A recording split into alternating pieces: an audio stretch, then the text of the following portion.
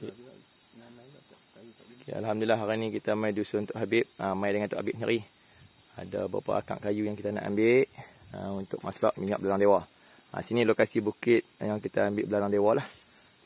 Kebiasaannya di sini lah kita dapat. Ni ayak caruk dia tak pernah kering ni.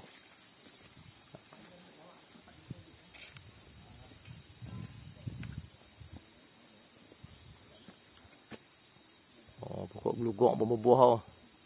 Dah ada buah dah. Mana tadi buah gelugok. Tu bunga gelugok. Ni dia buah gelugok luruh dah. Dan musim buah gelugok dah mula.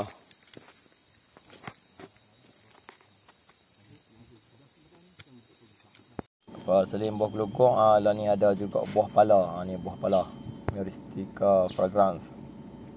Ni dah kat 30 tahun dah ada usia pokok ni. Ini waktu saya sekolah rendah ni, Tok Habib tanam ni.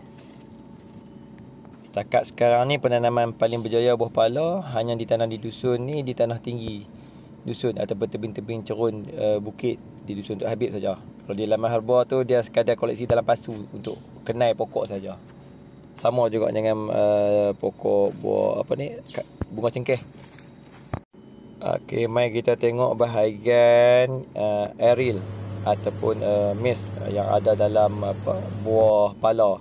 Dia biasanya selaput di sekitar biji buah pala yang berwarna merah tu. Yang ni yang banyak digunakan dalam pembuatan minyak angin dan juga rempah masakan selain pada penggunaan biji dia. Yang ni